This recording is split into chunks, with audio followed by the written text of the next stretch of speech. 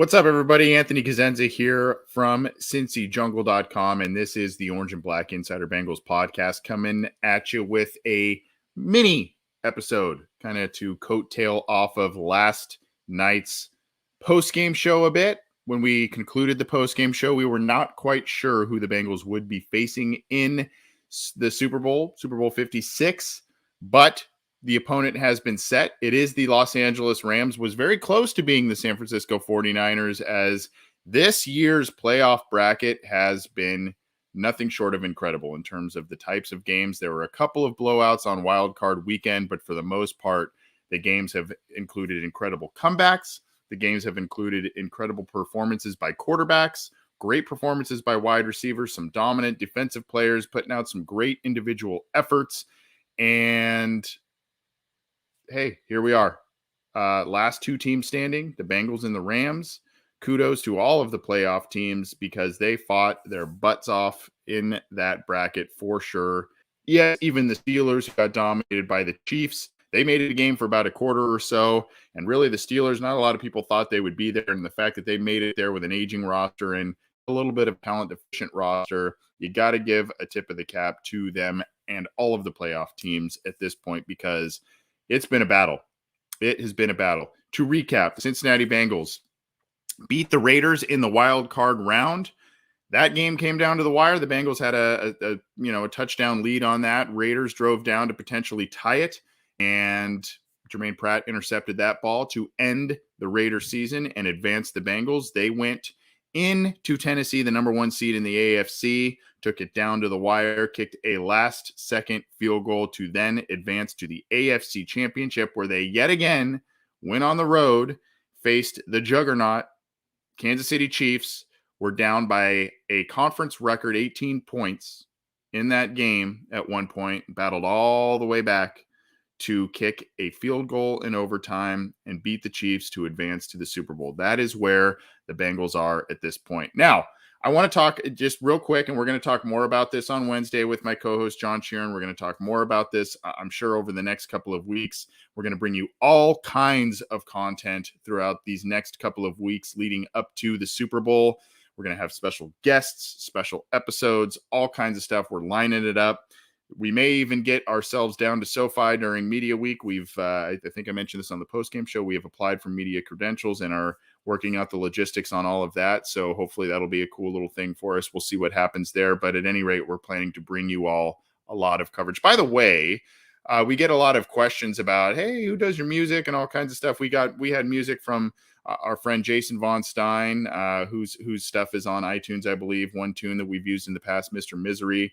I've talked about Ian Ryder's band, a Bengals fan, local musician, and his band, The Holy Coast. They've been doing our Happening headlines, and his band's material can be found on Bandcamp, so you can go support them. And, of course, the title track to this one is from Bleed the Sky, a hard rock band that has toured the U.S. quite often, has a pretty good following, is a friend of mine that is in that band. And so they are on Spotify and every other major platform to my knowledge. So if you like those tunes, definitely go support those bands, some local musicians, some other musicians and whatnot.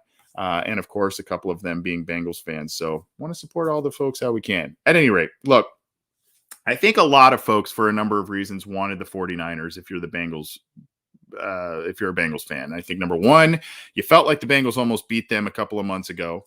Number two, you felt like Joe Burrow versus Jimmy Garoppolo was going to be a matchup you would prefer over Joe Burrow versus Matthew Stafford. We're going to talk more about that in a second.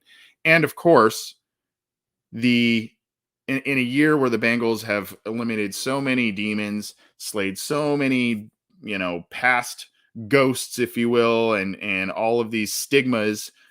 First road playoff win, first playoff win in 31 years. Now they're in the Super Bowl for the first time since the 88 season, and all of that stuff.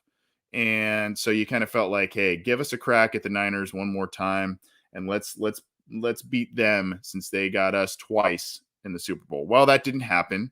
And ironically, there are a couple of, in that storyline with the Niners and the Bengals, you would have said, hey, this goes back to Sam Weish and Bill Walsh. This goes back to Paul Brown, Mike Brown, and their relationship with Bill Walsh. Is all the comparisons. Is Joe Burrow the next Joe Montana type of player? That sort of thing. All of that, all of that.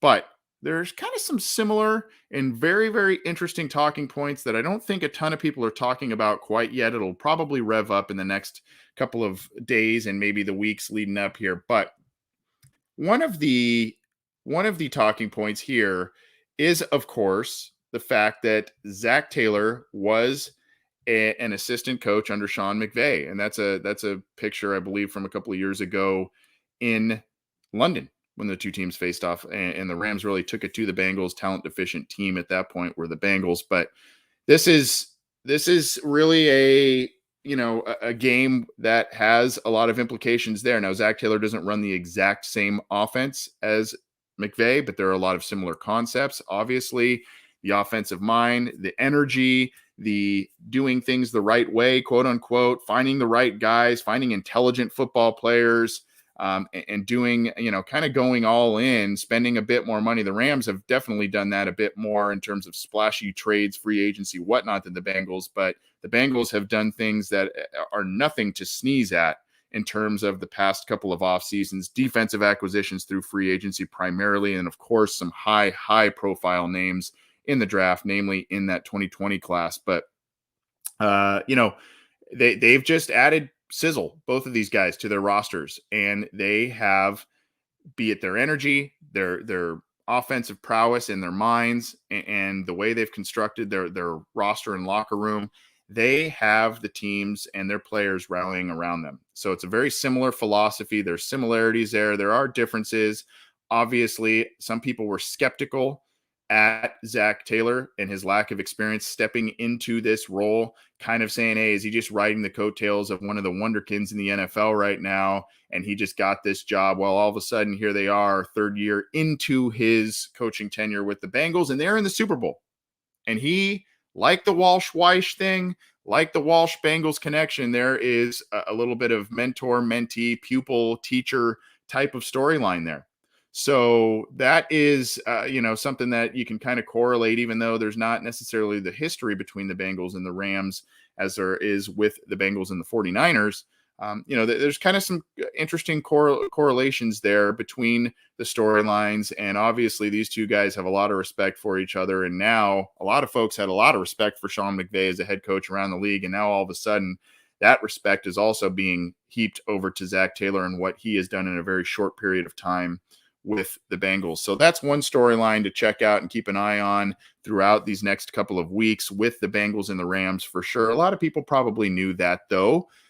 Some may not have if you're a casual fan. Some may have forgotten. So want to make a reminder there. And then, of course, there's this guy right here, a guy who meant a ton to the city of Cincinnati, the Cincinnati Bengals, and was a major, major part of many of Marvin Lewis's best teams with the Cincinnati Bengals, and that is Andrew Whitworth, who is still doing his thing with the age number starting with the number 4. He's officially in his 40s, and the guy just still plays well. Now it's starting. He's kind of had a couple of injuries here and there this year. There's been, I don't even want to call it a drop in play, but there are some different things here that to monitor with him, but he missed earlier playoff games and whatnot with the Rams, but a great guy, a great player, and another one of those guys that kind of got a little bit of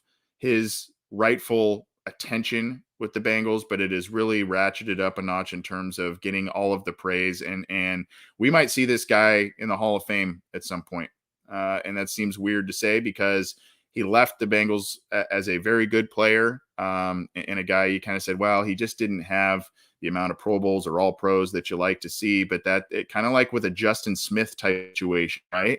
He leaves, it's a little more attention on a team that has had a little more success, and all of a sudden he's a guy that is looking at a possible Canton nomination down the road. A very good player, a very good guy, and obviously bittersweet, I would think. I think more sweet than bitter because he is in the Super Bowl yet again as Andrew Whitworth.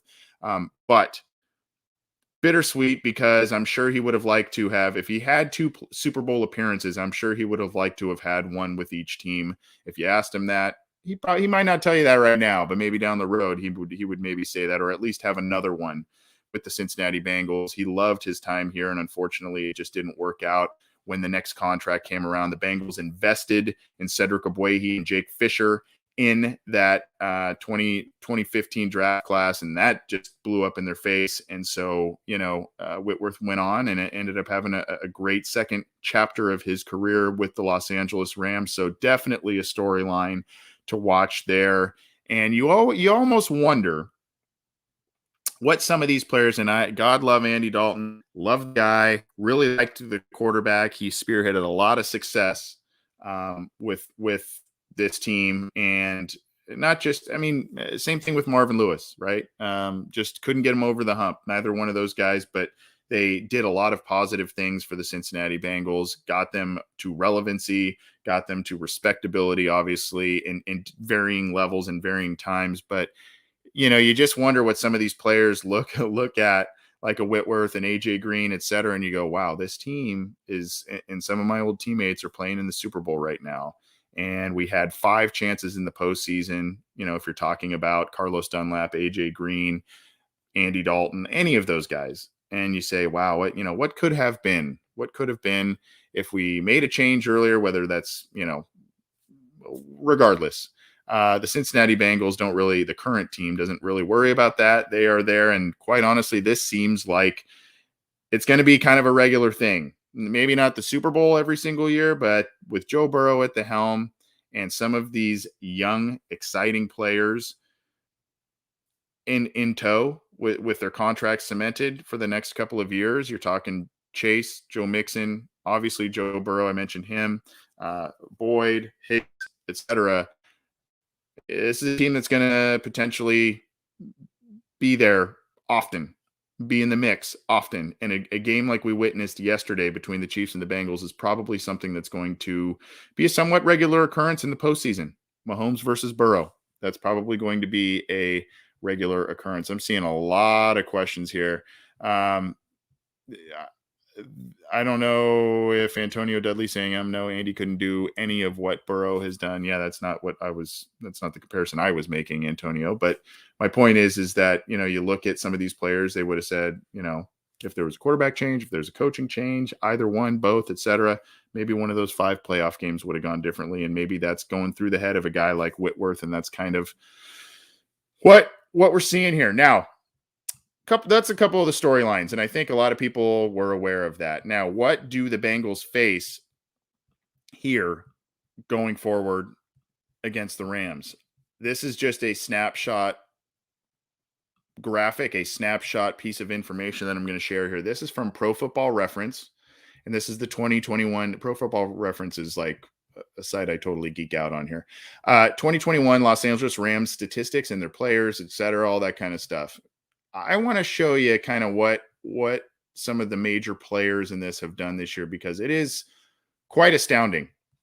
You look at Matthew Stafford, his impact on this team cannot be stated enough. Went 12-5 in the regular season, threw the ball 601 times, still got close to 70% completion percentage, 67.2, almost 5,000 yards passing, 4886 to be exact. 41 touchdown passes.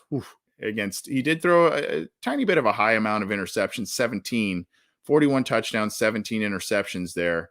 But explosive passing offense, no doubt about it. And that is with a myriad of injuries that he has had to, and the rest of the team has had to overcome.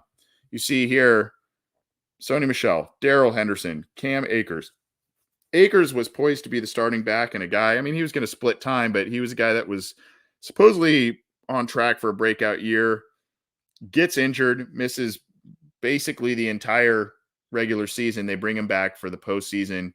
He had a couple of nice runs, did have a couple of fumbles against the Buccaneers that kind of spearheaded that comeback. So that's something to kind of keep an eye on with Akers, just kind of a little bit of rust and all that kind of stuff. Is that going to come back? Robert Woods goes down for the year. And what do the Rams do? Well, they knew they were sniffing a Super Bowl, and they go get this guy down here, Odell Beckham Jr., who played 8 games for him and was disgruntled in Cleveland. Sony Michel ended up taking the bulk of the carries, though. They grabbed him after the Akers injury and after Darrell Henderson got injured as well. 149 carries, 688. But you look, I mean, that each of the major backs getting over 4 yards a carry, combining for 9 touchdowns on the ground. So, they're able to run the ball, they're able to throw the ball, and they've got a lot of weapons. Man, Jefferson was a nice contributor. You see here, he had 50 catches. If you go scroll over here, 50 catches, 802 for 6 touchdowns. Look at Cooper Kupp season. 145 catches for almost 2,000 yards receiving, 1947 and 16 touchdowns. I hear now, I think he's at, I want to say about 190 catches, 180 catches, something like that, including postseason play, which is just staggering numbers. Robert Woods having a respectable season through 9 games before he got hurt. 45 catches, 556 for 4 touchdowns. And you go down here to Beckham, who's been a nice pickup for them. 27 catches, 305 yards, did get 5 touchdowns to end the season for him. So a lot of sizzle on offense. We know that. A lot of sizzle on offense. So the Bengals secondary, thankfully they've had some moments where they have not played well in this postseason. You can look at the final drive of the Las Vegas Raiders game. You can look at, the first half pretty much of the Chiefs game. They did not play well at those points in time, but they seem to either turn it around or play well when the team needs it. The offense was not doing a ton of things against, Burrow was making some nice throws, but they weren't getting in the end zone, and the defense came up nicely against Tennessee, creating 3 interceptions of Ryan Tannehill. So they're going to need to make Matt Stafford uncomfortable. They're going to need to disallow Cooper Kupp to take this game over for sure. He is a weapon, and that is, to say the least. And you look at the defense here. We'll go down here. This is kind of one of the other scary matchups, particularly along the defensive line, as the Bengals against the Bengals offensive line. You see here a lot of big names. Leonard Floyd, he had 9.5 sacks on the year. Aaron Donald, absolute force, 12.5 sacks on the year, right? You look here, Troy Reader's turning into a decent little player for him. Jalen Ramsey making a Pro Bowl and all pro here. 4 picks. Taylor Rapp, a safety, 4 picks. So Ashawn Robinson, a guy that started 14 games. He's a guy, a big nose tackle there. 2 sacks there. Big dude. I believe he went to Alabama, if memory serves there, but a lot of Kenny Young, a lot of decent names. Look at all the quarterback sacks here, though. You see a lot of guys getting to the quarterback, right? That's going to be a problem.